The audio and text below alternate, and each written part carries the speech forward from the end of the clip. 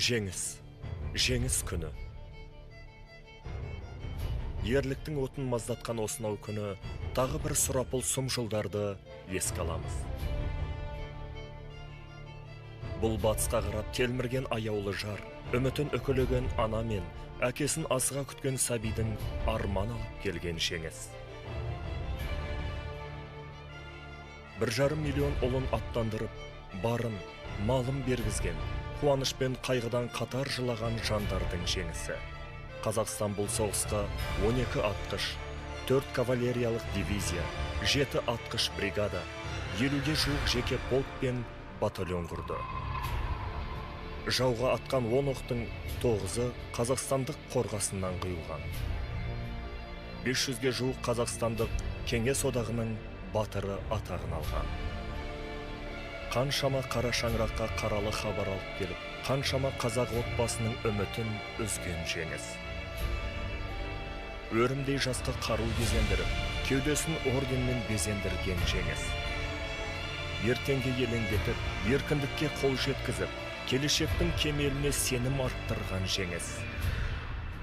Ардагерлердің жеңісі, ата-апаларымыздың жеңісі, сұрапылдарды сабырмен, үмітпен жеңе білгендердің жеңісі, біздің жеңіс, тарихта ел тағдырында өшпес із қалдырған жеңіс. Өткен азапты жолдың ауыр сабақтарын ешкім ұмытпақ емес. Оның ауыр жолы санамызға ұялады. Ажалға қарсы тұрып, 45-тің көктеміне аман жеткендердің қатары күн санап кеміп келеді. Ерлікті еркін ұрпаққа насихаттаған арда ақсақалдарымыздың саны өткен жылы 163 болса, биыл небәрі 95 қалды. Жылдар бойы сұм соғысқа шыдай білгендерді біз жылына бір рет емес, күн сайын, сағат сайын құрметке бөлуіміз парыз. Білуіміз парыз, бірге болуымыз парыз. Хандар мен мырзалар, 1 минут үнсіздік.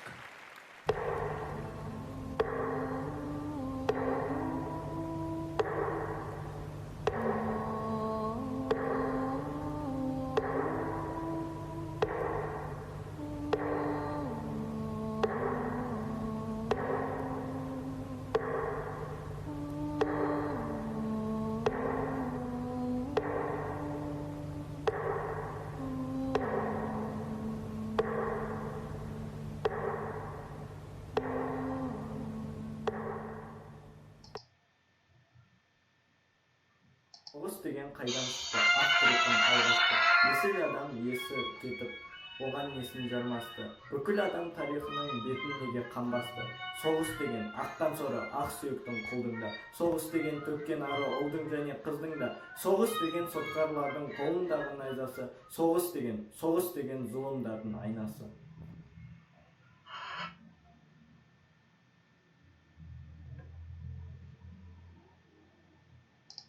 Үнемі жағаланып отырады. Десе де ұмытылмайтын, ескермейтін тарихи оқиғалар болады. Соның бірі әлемді дүр сілкіндірген 2-ші дүниежүзілік соғыстың қасіреті мен ұлы жеңістің қасиетті батыр ағаларымыз бен апаларымыздың ерлігін ешкім ешқашан ұмытқан емес. Әлемді дүр сілкіндірген оқиға 1941 жылы маусымның 22-сінде болған еді. Бірақ сол кездегі кеңес елінің бірлігі мен достығының арқасында 1945 жылы 9 мамырда бұға ұлы жеңіспен аяқталды. Міне, содан бері 75 жыл. Биыл ұлы жеңістің 75 жылдығы. Осы соғыста Кеңес одағының басқа республикаларымен бірге біздің Қазақстан Республикасы да жан аямай шайқасты. Танкті қарулы күштердің және еңбек армиясының құрамында 1,870,000 қазақстандық.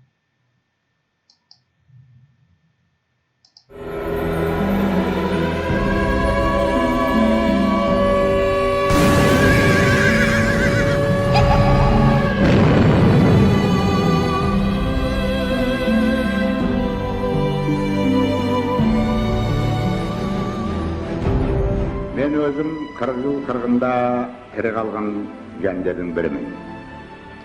Сол сұрапыл қырғын соғыста еліміздің талай саңлақ батырларының, ақылды ерлерінің қаза тапқанын мен өзім көзімменен қан майдан көргем. Менен артық, менен батыр, менен ақылды жігіттер өліп кеткен көзіммен көргем. Олардың имандары жолдас болсын. Олар ұлы отанымыздың тәуелсіздік үшін жан, тән аямастан соғысты, тәуелсіздік үшін жан тәсіл етті. Имандары жолдас болсын.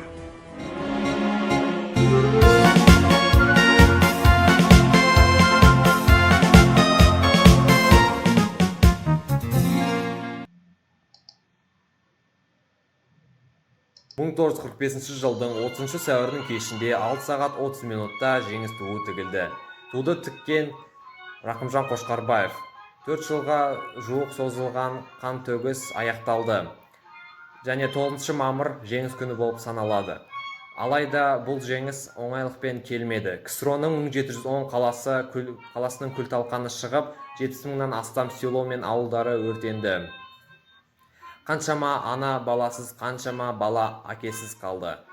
Осы соғыс майданынан 20 миллионнан астам адам қайтып келмеді, және оның ішінен 350 мыңы қазақ.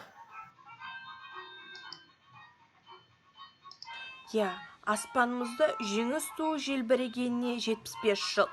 Соғыс өрті өшіп, қайғы мұңнан арылып, бейбітшілік орнап, жеңіс гүлін тергенімізге 75 жыл. 70 жыл бейбір көктем таң атқалы, 70 жыл шуақты күн тараттанын. Талай құс судан бері қайта оралды, талай бақ әлеміне қайта оранды. Соғыста өлген тертек оралмайды, тек ұрпақ олар жайлы айтаданды. 70 жыл жауыздықтың ажал оғы біздің елдің үстінен ұшпағалы.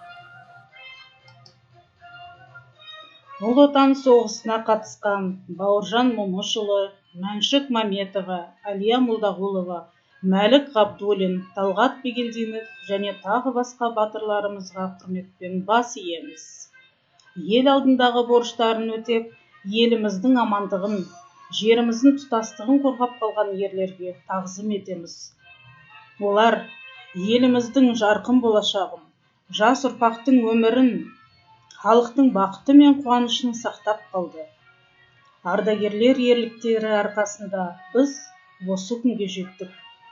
Біздің өз қалауымызбен еркін өмір сүріп, мектепте алаңсыз біліп алып жатқанымыз, шаттана күлгеніміз, жайраңдап күлгеніміз, бәрі де сол Ұлы Отан соғысы жеңісінің жемісі.